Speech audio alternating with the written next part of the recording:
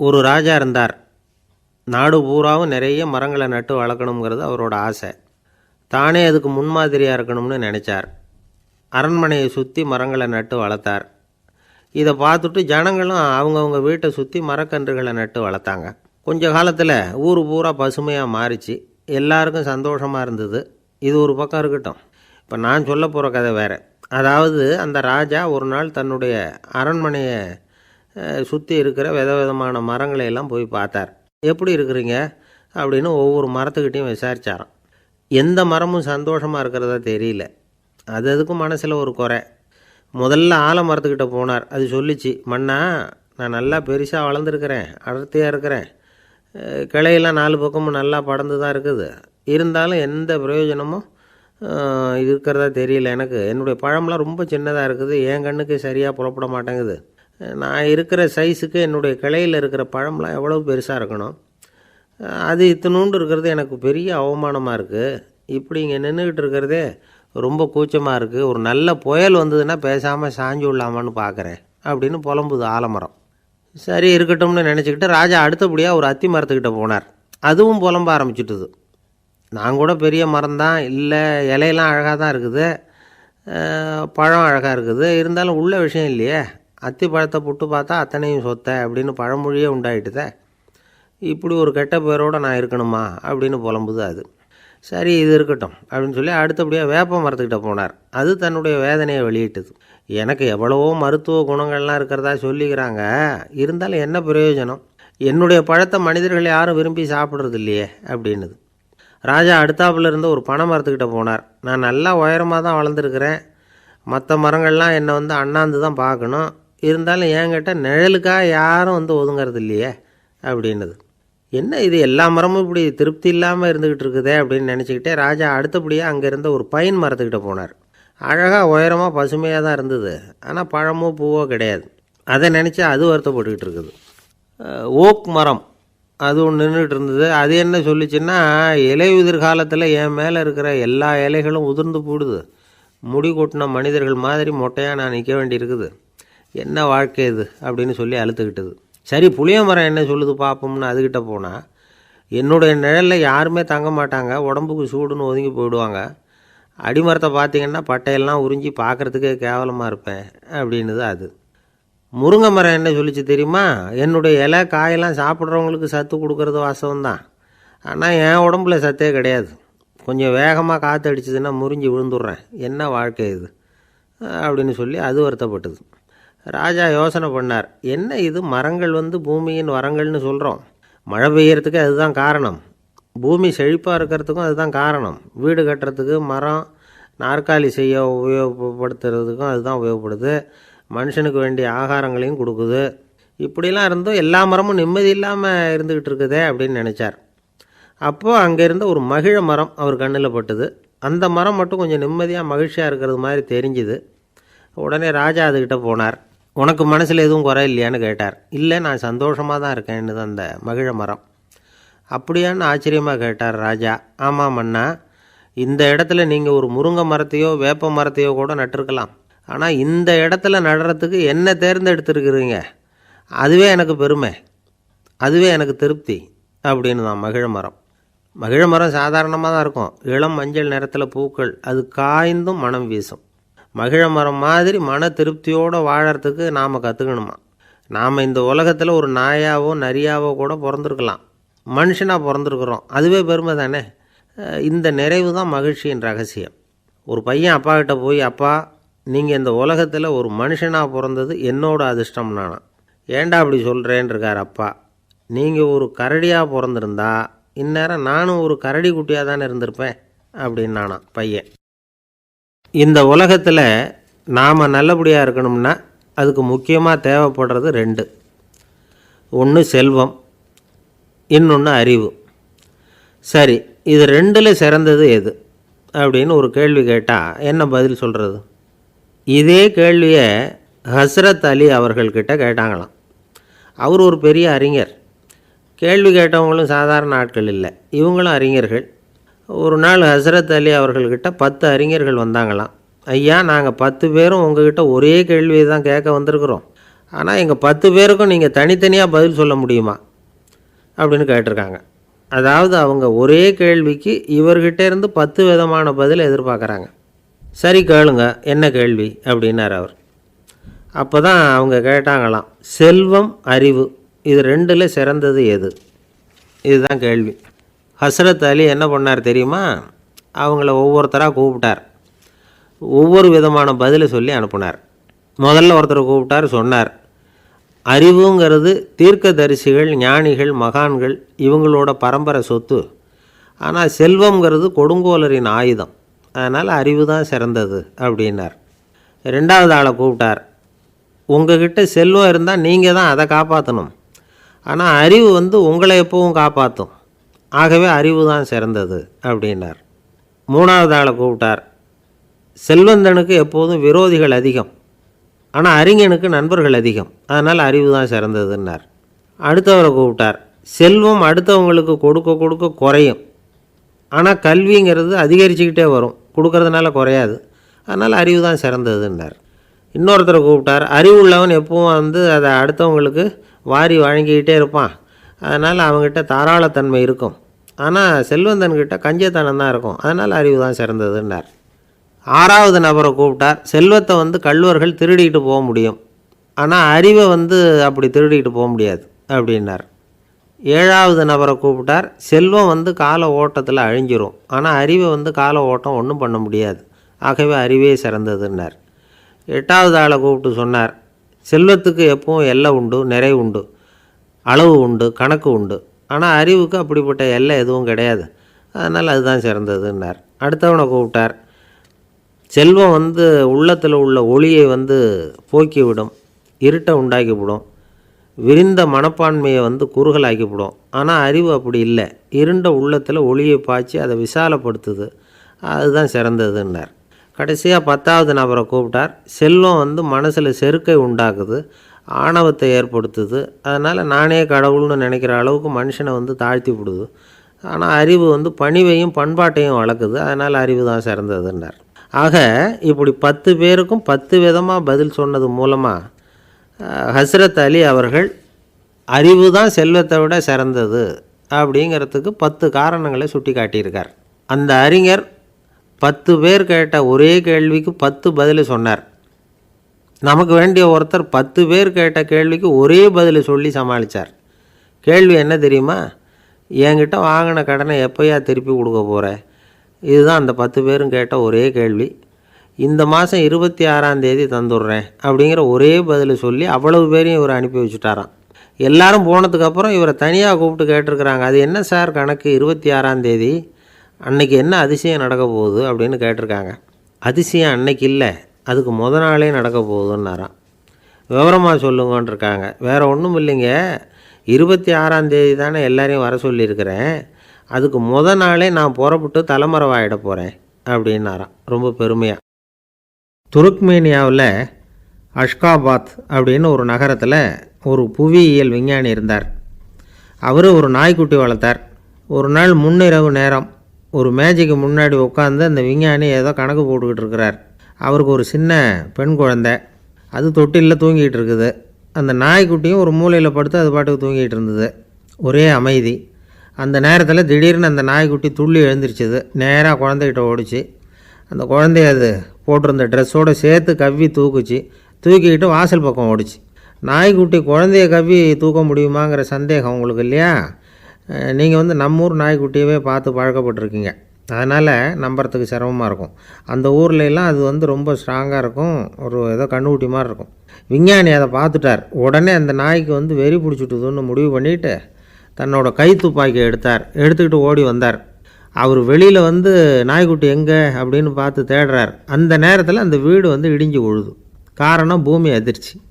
இப்படி பூமி அதிர்ச்சி உண்டாக போகுதுங்கிறது அந்த நாய்க்குட்டிக்கு முன்னாடியே தெரிஞ்சு போச்சு. அதுதான் குழந்தைய தூக்கிட்டு வெளியில் ஓடி வந்திருக்குது. அது மூலமாக அந்த குடும்பத்தையே காப்பாற்றிருக்குது அந்த நாய்க்குட்டி. இந்த சம்பவம் நடக்கிறதுக்கு 3 நாளைக்கு முன்னாடியே சில பிராணிகளுக்கு இப்படி நடக்க போகுதுங்கிறது தெரிஞ்சிருக்குதான். ஆமாம், அந்த நகரத்தில் 3 நாளைக்கு முன்னாடியே பாம்பு, பல்லி இதெல்லாம் அது தங்கியிருந்த வலையை விட்டு வெளியில் ஓடி வந்துட்டுது.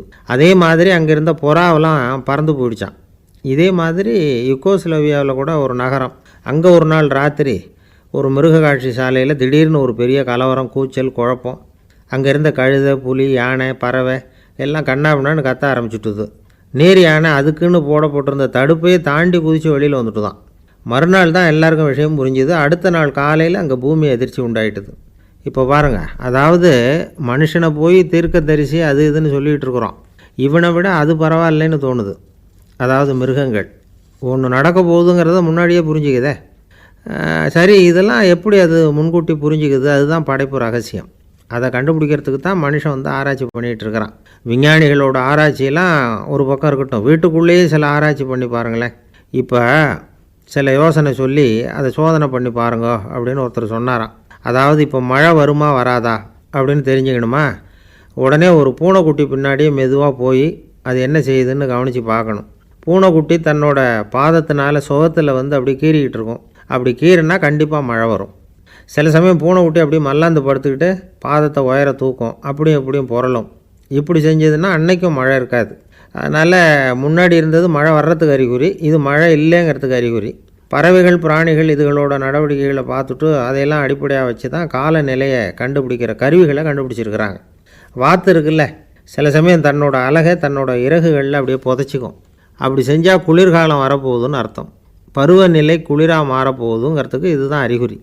சிட்டுக்குருவி இருக்குதுல்ல, அதெல்லாம் புழுதியில் உழுந்து புரளும், சிறகுகளை வந்து படபடன்னு அடிச்சுக்கும்.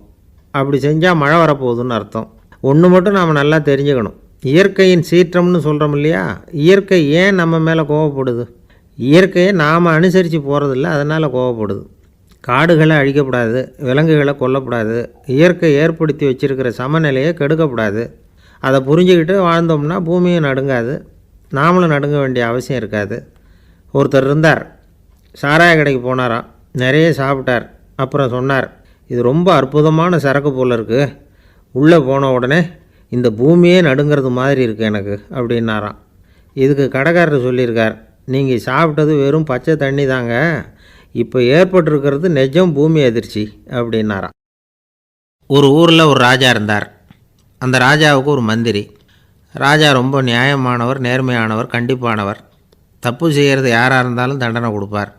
வேண்டியவங்களுக்கு ஒரு நியாயம், வேண்டாதவங்களுக்கு ஒரு நியாயங்கிறதெல்லாம் அவர்கிட்ட கிடையாது. ஒரு சமயம் அரசவையில் அந்த அமைச்சரே வந்து விதிமுறைகளுக்கு புறம்பாக ஏதோ நடந்துக்கிட்டு இருக்கார். மன்னருக்கு கோபம் வந்துட்டுது. உடனே அந்த அமைச்சரை கிட்டத்தில் கூப்பிட்டு அவர் கன்னத்தில் ஓங்கி ஒரு அறை கொடுத்துட்டாராம். உடனே அந்த அமைச்சர் என்ன பண்ணார் தெரியுமா, நேராக போனார், அங்கே நின்றுக்கிட்டு இருந்த இன்னொருத்தர் கன்னத்தில் ஓங்கி அரைஞ்சார். அறை வாங்கினவர் திகைச்சு போயிட்டார். இவர் ஏன் நம்மளை வந்து அரைகிறார் அப்படின்னு யோசனை பண்ணார். மன்னரும் திகைச்சு போயிட்டார்.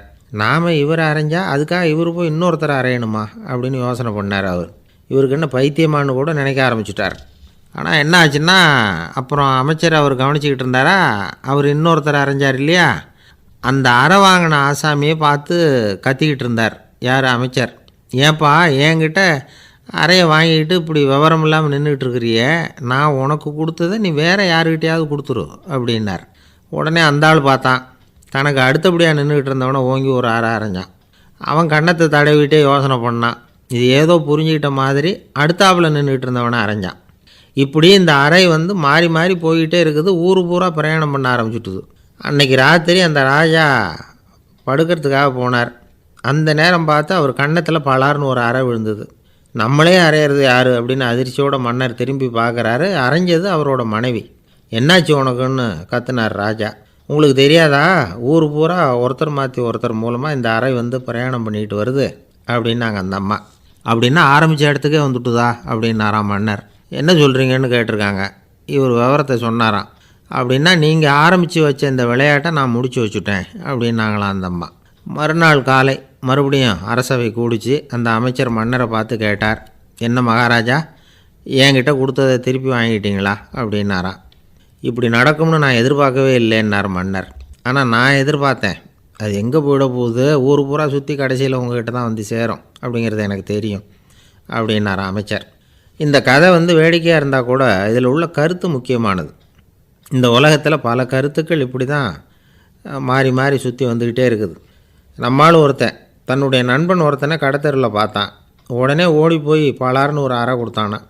அவன் கன்னத்தை தடவிட்டு ஏன்டா என்ன அரைஞ்சேன்னு கேட்டிருக்கான்.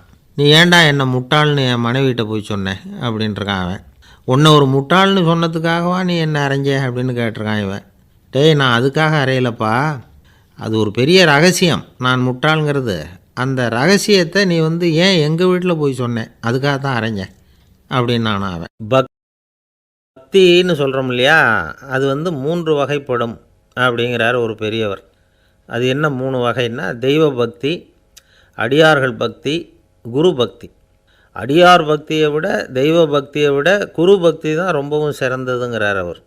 தெய்வத்துக்கிட்ட செஞ்ச பாவம் குருநாதர்கிட்ட தீர்ந்துருமா, குருநாதர்கிட்ட செஞ்ச பாவம் தெய்வத்துக்கிட்ட போனாலும் தீராதான். இப்படி பெரியவங்கள்லாம் சொல்லி வச்சுருக்கிறாங்க.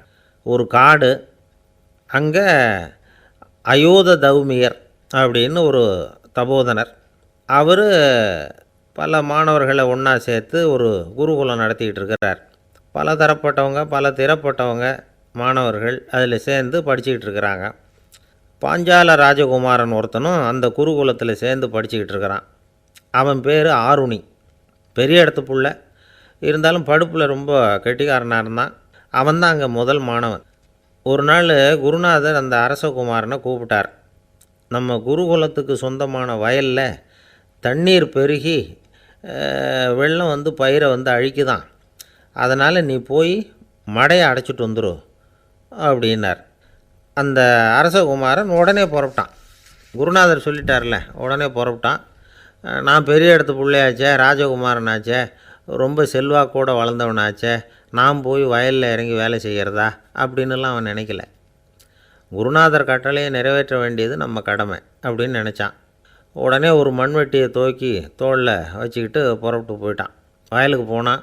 பார்த்தான், தண்ணி கரையை உடச்சிக்கிட்டு வயலுக்குள்ளே ஏகமாக பாஞ்சிக்கிட்டு இருக்குது. இவன் மண்வெட்டியால் களிமண்ணை புல்லோடு சேர்த்து புல் பற்ற மாதிரி வெட்டி வெட்டி போட்டான். இருந்தாலும் மடையை அடைக்க முடியல.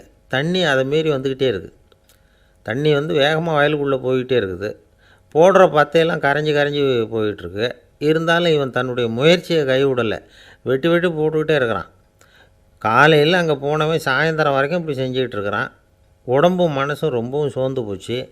இருந்தாலும் குருநாதர் இட்ட கட்டளையை நிறைவேற்றாமல் இருக்கிறோமேங்கிற ஒரு குறை அவனுக்கு இருக்குது. குரு கட்டளையை நிறைவேற்றாத நான் இன்னமும் இருக்கணுமா அப்படின்னு யோசனை பண்ண ஆரம்பிச்சிட்டான். என்ன செய்யலாம்னு பார்த்தான். நம்ம குருநாதர் இட்ட பணிக்காக இந்த உடம்பையே தியாகம் பண்ணலாம் அப்படின்னு முடிவு பண்ணான். தண்ணி பாயுதில் அதுக்கு குறுக்க விழுந்து அப்படியே மடையை அடைச்சிக்கிட்டு அப்படியே படுத்துட்டான். இது மற்றவங்களுக்கு தெரியாது. அன்னைக்கு ராத்திரி ஒரு விளக்கு முன்னாடி உட்காந்து குருநாதர் பிள்ளைங்களுக்கு பாடம் சொல்லி கொடுத்துக்கிட்டு இருக்கிறார். முதல் வரிசையில் இருக்கக்கூடிய ராஜகுமாரனை காணலை. நம்ம ஆருணி எங்கே போனா அப்படின்னு சொல்லி மற்ற மாணவர்களை விசாரித்தார். இப்போ அவங்க சொன்னாங்க, சுவாமி, அவன் காலையில் வயலுக்கு மடையை அடைக்கிறதுக்காக போனான், நீங்கள் தான் போக சொன்னீங்க, இன்னும் திரும்பி வரல அப்படின்னு ஒரு பையன். குருநாதர் உடனே ஒரு தீவெட்டி எடுத்துக்கிட்டு மாணவர்களை அழைச்சிக்கிட்டு வயலுக்கு போனார். அங்கே போய் பார்த்தா ஆளை காணும். ஆருணி ஆருணின்னு சொல்லி சத்தம் போட்டு கூப்பிட்டு பார்க்குறார். நான் இங்கே இருக்கேன் குருநாதா அப்படின்னு காலுக்கு அடியிலேருந்து ஒரு சத்தம் வருது. குனிஞ்சு பார்த்தா அவன் மடையில் படுத்துருக்குறான். என்னப்பா இதுன்னார். காலையிலேருந்து இந்த மடையை அடைச்சி பார்த்தேன் சுவாமி, முடியல, அதனால் இப்படி குறுக்க படுத்துட்டேன். என்னை தாண்டறதுக்கு பயந்து போய் தண்ணியை தேங்கி நின்றுட்டுது அப்படின்னா. அவனுடைய குரு பக்தியையும் அவனை தாண்டறதுக்கு அஞ்சு நிற்கிற தண்ணி தேக்கத்தையும் பார்த்துட்டு எல்லாரும் ரொம்ப ஆச்சரியப்பட்டு போயிட்டாங்களாம். ஆருணி எழுந்திரிச்சு வா அப்படின்னு கூப்பிட்டாரான் குருநாதர். அவன் தண்ணீரை பொழந்துக்கிட்டு எழுந்திரிச்சு வந்தானான். அதனால் அவனுக்கு உத்தாலகன் அப்படின்னு ஒரு பேர். உத்தாலகன்னா தண்ணீரை பிளந்தவன் அர்த்தம். அந்த உத்தாலகன் மாதிரி இந்த காலத்து மாணவர்களுக்கும் குரு பக்தி வேணும் அப்படின்னு சொன்னோம் ஒரு பள்ளிக்கூடத்தில். உடனே நிறைய மாணவர்கள் எழுந்திரிச்சு நின்னாங்க. சார், நீங்கள் எங்களை இன்னமும் சரியாக புரிஞ்சுக்கலன்னு நினைக்கிறோம். அன்னைக்காவது ஒருத்தன் அப்படி இருந்தான், இன்றைக்கி ஏகப்பட்ட உத்தாலகர்கள் இருக்கிறோம். எங்கள் வாத்தியார் கட்டளை இட்டால் இப்போவே அது மாதிரி வயலுக்கு போய் மடையில் குறுக்கப்படுத்துக்கிறதுக்கு இந்த வகுப்பில் உள்ள அத்தனை பேரும் தயாராக இருக்கிறோம் அப்படின்னாங்க. அப்படியா அப்படின்னு சொல்லி கேட்டோம் ரொம்ப சந்தோஷமாக. ஒருத்தன் ரொம்ப அடக்கமாக எழுந்திரிச்சான். அப்புறம் சொன்னான், ஆமாம் சார், வகுப்பில் இவர் நடத்துகிற பாடத்தை கேட்டுக்கிட்டு இருக்கிறத விட பேசாமல் போய் மடையில் படுத்துடுறது ஒன்றும் கஷ்டமான காரியமாக இருக்காது, அதனால தான் எல்லோரும் அங்கே போகிறேன்னு சொல்கிறோம் அப்படிங்கிறான். ஒரு இலக்கிய கூட்டம் ஏற்பாடு பண்ணியிருக்கிறோம், நீங்கள் அவசியம் அதில் பேசணும் அப்படின்னு கேட்டுக்கிட்டார் ஒருத்தர். வேணாங்க, 4 பேருக்கு முன்னாடி வந்து நிற்கிறதுனா எனக்கு ரொம்ப கூச்சமாக இருக்கும் அப்படின்னாரு இவர். ஏன் சார் இன்னமும் குழந்த மாதிரி கூச்சப்படுறீங்களே அப்படின்னார் அவர். அவரை ஒரு மாதிரியாக சமாளித்து அனுப்பி வச்சுட்டு அதுக்கப்புறம் அதை பற்றி இவர் யோசித்து பார்த்துருக்கார். சில நிபுணர்கள் எழுதியிருக்கிறத படித்தும் பார்த்துருக்கிறார். மனோதத்துவ நிபுணர்கள் என்ன சொல்கிறாங்க தெரியுமா? 10லேருந்து 20% குழந்தைகள் பிறக்கிறப்பவே கூச்ச சுபாவம் கொண்டதாக தான் இருக்குதான். ஒரு தாத்தா தன்னோட பேர பிள்ளைய ஆசையாக கூப்பிடுறார் விளையாட்டு காட்ட, அதை அழுதுகிட்டு ஓடி போகுது. ஒரு அம்மா தன்னோட பிள்ளைய பள்ளிக்கூடத்தில் சேர்க்கறதுக்காக கூப்பிட்டுக்கிட்டு போகிறாங்க.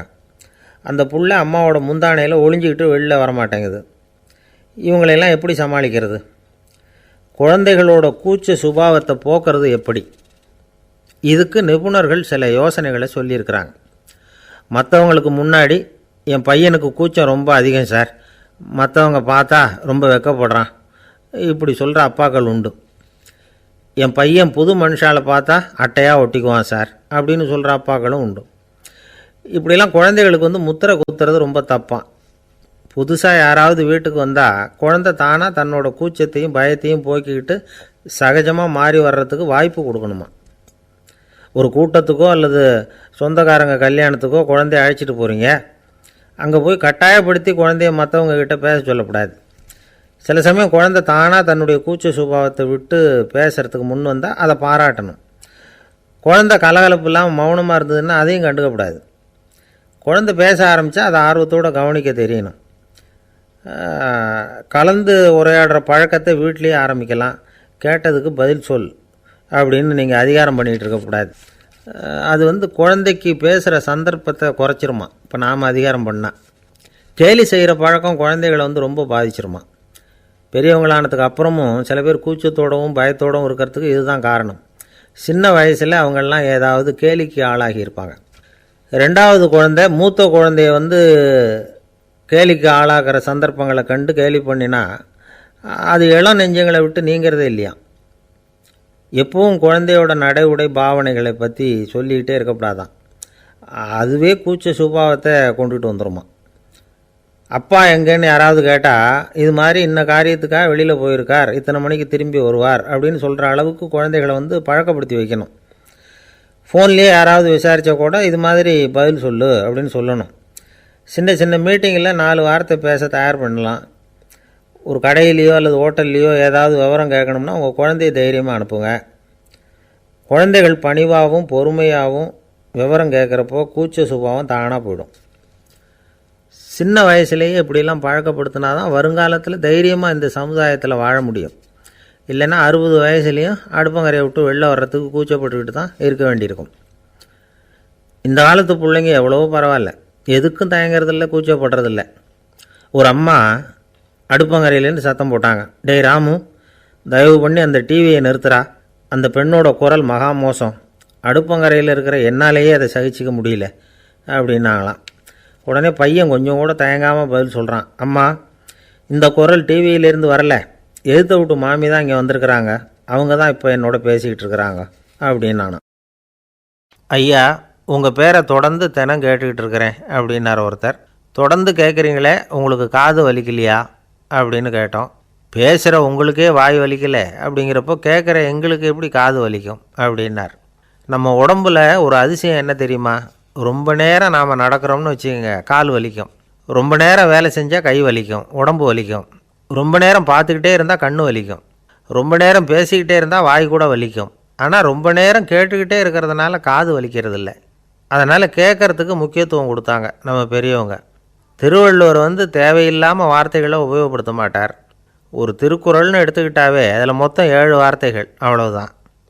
அப்படி 7 வார்த்தைகள் மட்டுமே உள்ள ஒரு திருக்குறளில் வள்ளுவர் ஒரே வார்த்தையை 5 தடவை உபயோகப்படுத்தியிருக்கிறார், திரும்ப திரும்ப பயன்படுத்தியிருக்கிறார்.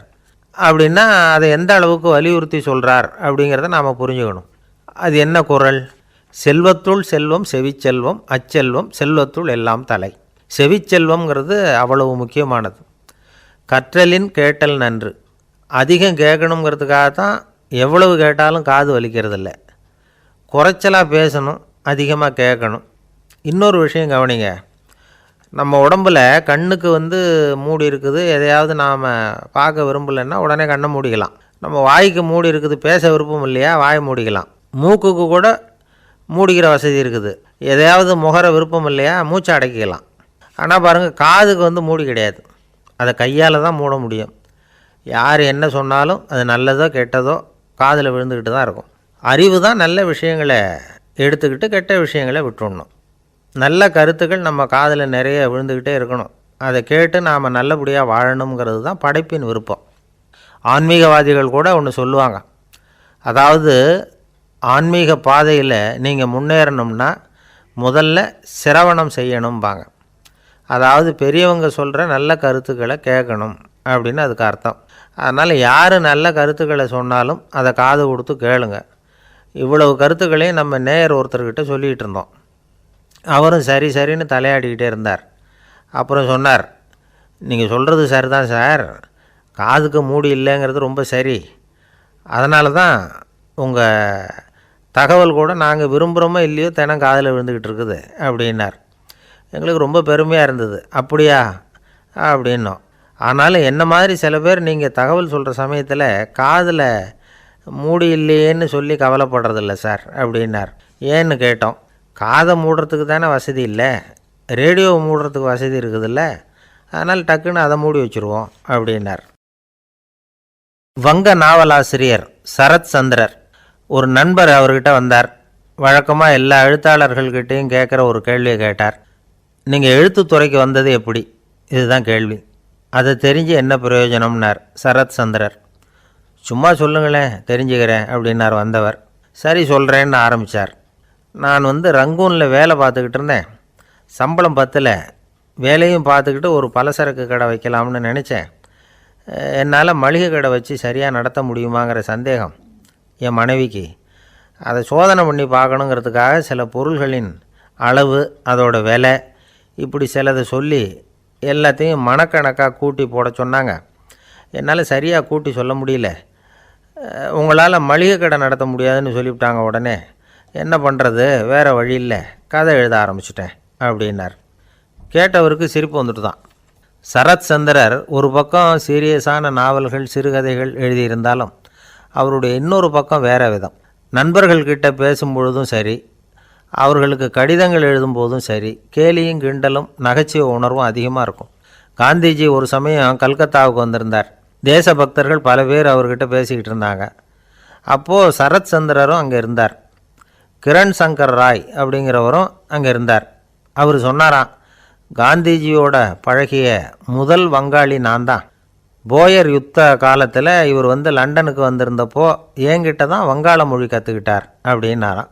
உடனே சரத் சந்திரர் காந்திஜியை பார்த்து, இவர் உங்களுக்கு வங்காள மொழி கற்றுக் கொடுத்தது உண்மைதானா அப்படின்னாராம். ஆமான்னாராம் காந்தி. அதனால தான் உங்களால் வங்காள மொழி கற்றுக்க முடியல அப்படின்னாராம். எல்லாரும் சிரித்தாங்களாம். சரத் சந்திரர் சாம்தாபேர் அப்படிங்கிற கிராமத்தில் தங்கியிருந்தார் ஒரு இலக்கிய நிகழ்ச்சியில் கலந்துக்கிறதுக்காக. அதுக்காக ஒரு கல்கத்தாவுக்கு போக வேண்டிய சூழ்நிலை. அதுக்காக புறப்பட்டார். அந்த சமயத்தில் பின்னாடி இருந்து யாரோ அவரை கூப்பிட்டாங்க. இப்படி கூப்பிட்டவரை பார்த்து இன்னொருத்தர் யாரோ அதட்டி இருக்கிறாங்க. போகிறவரை ஏன் இப்படி கூப்பிடுறீங்க அப்படின்னு. ஏன் கூப்பிட்டா என்னன்னு கேட்டிருக்கார் சரத் சந்திரர். புறப்படுறவங்கள பின்னாடி இருந்து கூப்பிடுறது அபசகுனம், போகிற இடத்துல ஏதாவது ஆபத்து வரலாம் அப்படின்னு அதுக்கு விளக்கம் கொடுத்துருக்கிறார் அவர். உடனே சரத் சந்திரர் சொன்னாராம், இதோ இவங்க என்னை இலக்கிய கூட்டத்துக்கு அழைச்சிட்டு போகிறாங்களே, இதை விட வேறு என்ன ஆபத்து வந்துட போகுது அப்படின்னாராம். இப்படி சரத் சந்திரருக்கு இயல்பாகவே நகைச்சுவை உணர்வு உண்டு. அவருடைய நண்பர் ஒருத்தர் வீட்டுக்கு கூப்பிட்டுருந்தார். அங்கே ஒரு கச்சேரிக்கு ஏற்பாடு பண்ணியிருந்தாங்க. சரத் சந்திரருக்கு இயல்பாகவே கச்சேரியில் நீண்ட ஆலோசனையெல்லாம் கேட்குறதுக்கு பொறுமை இருக்காது. அதனால் மெதுவாக பாட போகிறவர் எப்படி அப்படின்னு கேட்டிருக்கார். அவருக்கு ரொம்ப நல்லா பாட தெரியும் அப்படின்னு சொல்லியிருக்கிறாங்க.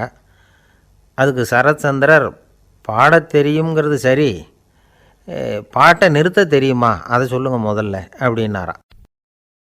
கங்கை கரை தோட்டம் பக்கத்தில் ஒரு ஆசிரமம், அங்கே ஒரு பெரியவர் தங்கியிருக்கிறார். அவர் தான் ராமகிருஷ்ண பரமஹம்சர்.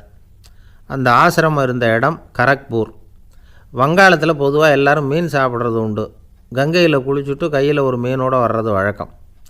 இவர் இருக்கிற இடத்துக்கு கங்கையில் படகு வழியாக வரணும். அப்படி தான் எல்லோரும் வருவாங்க. வர்றவங்கள ஒன்று கூட்டி ஆன்மீக விஷயங்களை பற்றி பேசிக்கிட்டு இருப்பார்.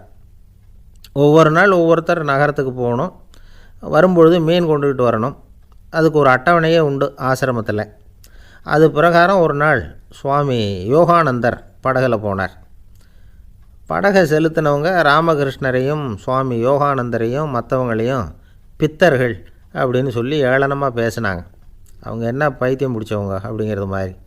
சுவாமி யோகானந்தருக்கு ரொம்ப மென்மையான இதயம்.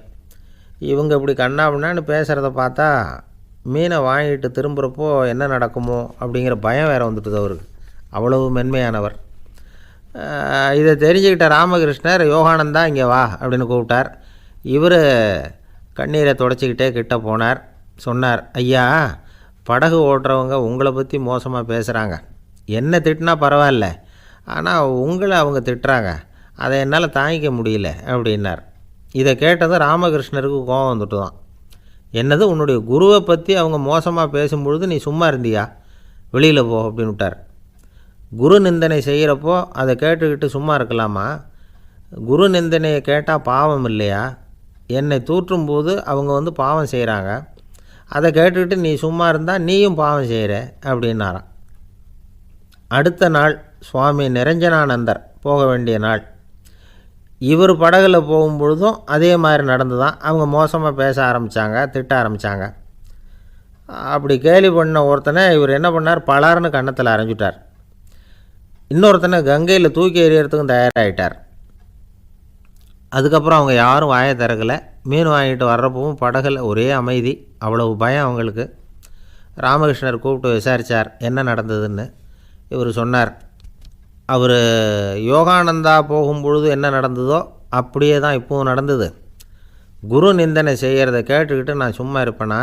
ஒருத்தனை அப்படியே அரைஞ்சுட்டேன், இன்னொருத்தனை ஆற்றுல தூக்கி போட்டுருவேன்னு பயமுறுத்தினேன், அவ்வளவுதான் அப்படின்னாராம். இப்போவும் ராமகிருஷ்ணருக்கு கோபம் வந்துட்டு தான். என்ன இது, அணியறது காஷாயம், இருக்கிறது ஆசிரமம், உனக்கு இவ்வளவு கோபம் வந்ததுன்னா அப்புறம் என்னத்துக்கு ஆசிரமத்தில் இருக்கணும்? பிரம்மச்சாரி எப்பவும் அமைதியாக இருக்கணும் அப்படின்னு அறிவுரை சொன்னாராம் ராமகிருஷ்ணர். அப்போ இவர் கேட்டாராம், ஏங்க அவருக்கு ஒரு விதமான அறிவுரை சொன்னீங்க, எனக்கு வேறு விதமாக அறிவுரை சொல்கிறீங்க, இதில் எது உண்மை அப்படின்னு கேட்டிருக்கார். இதுக்கு ராமகிருஷ்ணர் சொன்ன பதில் என்னென்னா, அட அசடே, சக்கரத்தில் காற்று அதிகமாக இருந்தால் குறைக்கணும், குறைச்சலாக இருந்தால் கூட்டணும். அவன் சாது, அவனுக்கு அதிக உணர்ச்சி தேவை, உனக்கு படபடப்பு அதிகம், உனக்கு பொறுமை தேவை அப்படின்னாராம். இதில் உள்ள கருத்து என்னென்னா, கல்விங்கிறது எப்படின்னா அதை சூழ்நிலைக்கு தகுந்த மாதிரி கற்பிக்கணும். எல்லாருக்கும் ஒரே மாதிரி கற்பிக்கக்கூடாது. கேட்குறவர் தகுதி, புரிஞ்சுக்கிற திறமை, இதை பொறுத்து கல்வி அமையணும். ஆரம்ப காலத்தில் ஒரு குரு,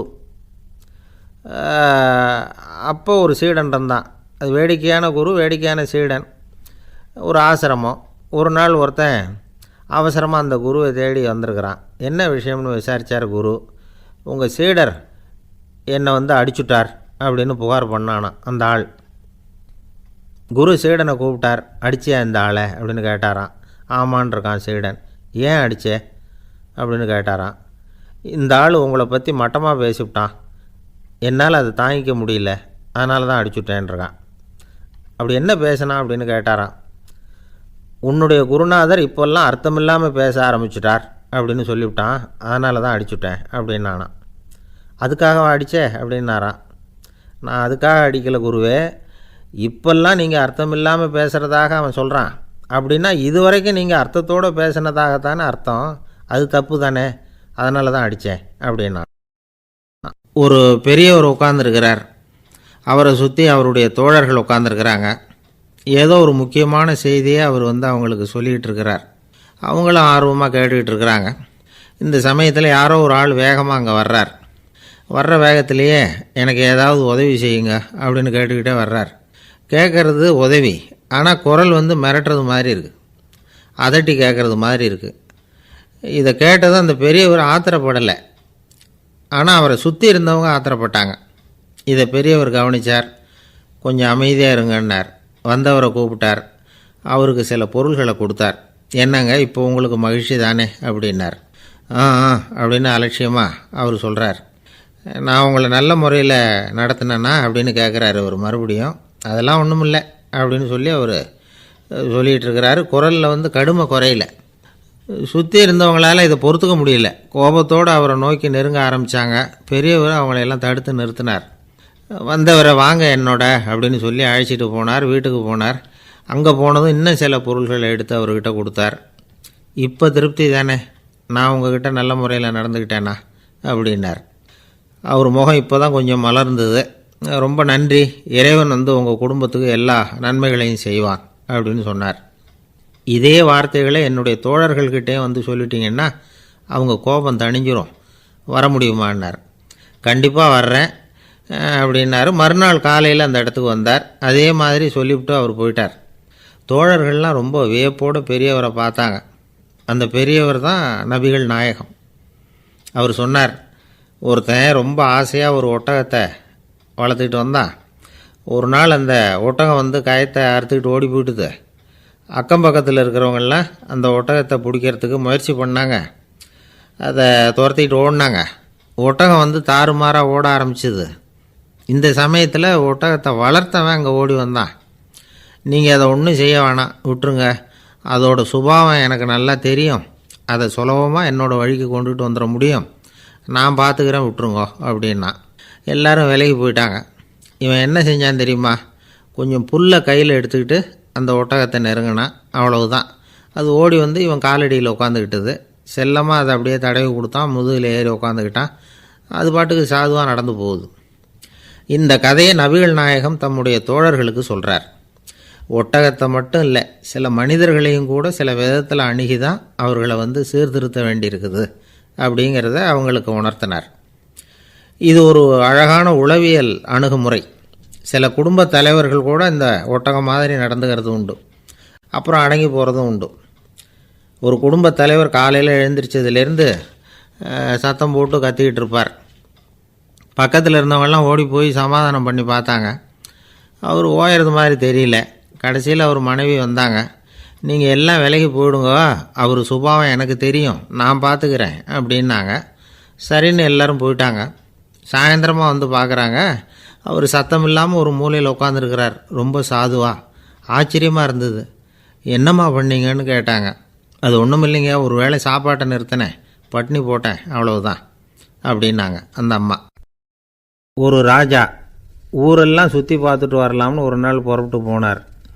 ஒரு இடத்துல தறி நெசவு வேலை ரொம்ப மும்முரமாக நடந்துக்கிட்டு இருந்தது. ஒரு பெரியவர் தறியால் நெசவு வேலை செஞ்சுக்கிட்டு இருந்தார். பக்கத்தில் ஒரு அழகான பொண்ணு உட்காந்து நூலை சுற்றிக்கிட்டு இருக்குது. ராஜா அந்த பெரியவரை பார்த்து யார் இந்த பொண்ணுன்னு விசாரித்தார். ராஜா அப்படி கேட்டதும் அவருக்கு ரொம்ப பெருமையாக போயிட்டுது. ஏன்னா உட்காந்துருந்தது அவரோட மகள். அரசே, இது என்னுடைய மகள். இவ வேகமாக நூல் திரிக்கக்கூடியவள். வைக்கோலை எடுத்து இவ திரிச்சா கூட அது எல்லாம் பவுனிழையாக வெளியில் வரும் அப்படின்னு ஒரு ராசி இவளுக்கு அப்படின்னு ரொம்ப பெருமையாக ராஜா கிட்ட சொன்னார்.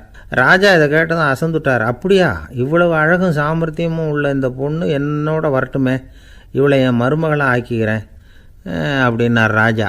அந்த பெரியவருக்கு ஒன்றும் புரியல. ஏதோ கொஞ்சம் பெருமையாக சொல்ல போக அது இப்படி ஆயிட்டுதே அப்படின்னு கவலைப்பட்டார். இருந்தாலும் ராஜா பேச்ச தட்ட முடியுமா? மகளை அனுப்பி வச்சுட்டார். ராஜா அந்த பொண்ணை அரண்மனைக்கு அழைச்சிட்டு வந்தார். அங்கே ஒரு அறையில் வச்சு பூட்டி விட்டார். அந்த ரூமு நிறைய வைக்கோலை கொண்டாந்து போட்டு அடைச்சாங்க. 3 ராட்டைகள் வேறு வச்சுருந்தாங்க. நாளைக்கு பொழுது விடியறதுக்குள்ளே நீ இந்த வைக்கோலையெல்லாம் தங்க இழைகளாக மாற்றி காட்டணும். நாளைக்கு காலம்புறம் வந்து நான் இந்த அறை கதவை திறப்பேன். உன் தகப்பன் சொன்னது மாதிரி எல்லாம் தங்கமாக மாறி இருக்கணும், இல்லைன்னா நீ உயிர் தப்ப முடியாது அப்படின்னு உத்தரவு போட்டார். பாவம் அந்த பொண்ணு என்ன பண்ணும், பகல் பூரா அழுதுகிட்டே உட்காந்துருக்குது. ராத்திரி பூராவும் தூக்கம் வரல. மறுநாள் அதிகாலை நேரத்தில் யாரோ கதவை தட்டுற சத்தம் கேட்டுது. பயந்துக்கிட்டே கதவை திறக்கிறா. திறந்து பார்த்தா வெளியில் 3 அவலட்சணமான பெண்கள். ஒருத்திக்கு வந்து கால் அகலமாக முறை மாதிரி இருக்குது, இன்னொருத்திக்கு கட்டை விரல் கரண்டி மாதிரி பெருசாக இருக்குது, 3ஆவது பொண்ணுக்கு உதடு தடித்து ரப்பர் மாதிரி தொங்கிக்கிட்டு இருக்கு. யார் நீங்கள், உங்களுக்கு என்ன வேணும் அப்படின்னு கேட்குது இந்த பொண்ணு. நாங்கள் உங்களுக்கு உதவி செய்கிறதுக்கு தான் வந்திருக்கிறோம் அப்படின்னு சொல்லி உள்ளே வந்தாங்க. உட்காந்தாங்க. கொஞ்ச நேரத்துக்குள்ளே உள்ளே இருந்த வைக்கோலையெல்லாம் தங்க இழைகளாக மாற்றி கொடுத்துட்டு போயிட்டாங்க. காலையில் ராஜா வந்தார். பார்த்தார். ஆகா பேஷுனார். இன்னும் கொஞ்சம் வைக்கோலை கொண்டாந்து அந்த ரூமில் போட சொன்னார். இந்த வைக்கோலையும் இன்றைக்கி தங்கமாக மாற்றிவிடு, நாளைக்கு மறுநாள் உனக்கும் இளவரசனுக்கும் கல்யாணம்னு சொல்லிவிட்டார். இன்றைக்கி ராத்திரி அந்த 3 பொண்ணுங்களும் வந்தாங்க. வைக்கோலை பொண்ணு இழைகளாக மாற்றினாங்க, புறப்பட்டாங்க. இந்த பொண்ணு அவங்க காலில் விழுந்து வணங்கினா. என் உசுரை காப்பாற்றினீங்க, உங்களுக்கு நான் என்ன கைமாறு செய்ய போகிறேன் அப்படின்னா. பயப்படாத, நீ விரும்பினா எங்களுக்கு ஒரு உதவி செய்யலாம். உன்னுடைய கல்யாணத்துக்கு நாங்கள் 3 பேரும் வரோம். நீ எங்களை வரவேற்று ராஜாக்கிட்டேயும் இளவரசர்கிட்டையும் நாங்கள் உன்னோட பெரியப்பா பொண்ணுங்கன்னு சொல்லி அறிமுகப்படுத்தி வை, நாங்கள் விருந்து சாப்பிட்டுட்டு போயிடுறோம் அப்படின்னாங்க. ரொம்பவும் சந்தோஷமாக சரின்னு ஒத்துக்கிட்டா. கல்யாண நாள் வந்தது. கல்யாணம் ரொம்ப கோலாகலமாக நடந்துக்கிட்டு இருக்கு. எல்லா தேசத்து ராஜா ராணிகளும் வந்துக்கிட்டு இருக்கிறாங்க. அந்த 3 அவலட்சணமான பொண்ணுங்களும் வந்து சேர்ந்தாங்க. யார் இவங்கன்னு கேட்டார் ராஜா. என் பெரியப்பா பொண்ணுங்க அப்படின்னா அந்த பொண்ணு. காலும் உதடும் கட்டை விரலும் ஏன் இப்படி உங்களுக்கு அவலட்சணம் ஆயிட்டுது அப்படின்னு கேட்டார். அதுக்கு அந்த பொண்ணுங்க பதில் சொன்னாங்க. என்ன செய்கிறது, ஓயாமல் வைக்கோலை நூற்று ஒருத்தியோட கட்டை விரல் அப்படி கரண்டி மாதிரி ஆயிட்டுது. நாக்கில் தொட்டு தொட்டு திரிச்சதுனால ஒருத்தியோட உதடு அப்படி ஆயிட்டுது. காலால் கட்டையை அழுத்தி அழுத்தி தறி போட்டதுனால இன்னொருத்தையோட கால் அப்படி ஆயிட்டுது. உங்கள் மருமகளாக வந்திருக்கிற இந்த பொண்ணு அந்த 3ஐயுமே செய்ய தெரிஞ்சவ தான். என்ன ஆக போதும் இன்னும் கொஞ்ச நாளில் அப்படின்னாங்க. அவ்வளவுதான். ராஜா பயந்துட்டார். அம்மா, இன்னையிலேருந்து நீ இளவரசனின் மனைவி. நீ எப்பவும் அழகாக இருக்கணும். அதனால் நீ இனிமேல் வைக்கோலை திரிக்கவே கூடாது அப்படின்னு உத்தரவு போட்டார். அவளை இக்கட்டான சூழ்நிலையிலேருந்து காப்பாற்றின அந்த 3 பொண்ணுங்களும் சந்தோஷமாக திரும்பி போயிட்டாங்களாம். சுவாமி சின்மயானந்தர் இந்த கதையை சொல்லியிருக்கிறார். தன்னலம் மறந்து சுயலாபத்தை தியாகம் செய்கிறது வைக்கோல்லேருந்து தங்க இழையை நூக்கிறது மாதிரி அப்படிங்கிறார் அவர். அது இருக்கட்டும், இப்போ நம்ம கதைக்கு வருவோம். ஒரு ராஜா தன்னோட மகனுக்கு சுயவரம் நடத்தினார். எல்லா தேசத்திலிருந்தும் ராஜகுமாரர்கள் வந்திருந்தாங்க. ராஜகுமாரியை கல்யாணம் பண்ணிக்கலாம்ங்கிற ஆசையில் சுயம்பர மண்டபத்திலேருந்து எல்லா ராஜகுமாரர்களும் அலறி அடிச்சுக்கிட்டு வெளியில் ஓடி வந்துக்கிட்டு இருக்கிறாங்களாம். ஏன் இப்படி எல்லாரும் மிரண்டு போய் ஓடி வர்றாங்கன்னு கேட்டார் ஒருத்தர். அதுக்கு இன்னொருத்தர் விவரம் சொன்னார். ராஜகுமாரியை இன்றைக்கி தான் அவங்க நேரில் பார்த்தாங்களாம், அதுதான் அப்படி ஓடி வந்துக்கிட்டு இருக்கிறாங்க அப்படின்னார்.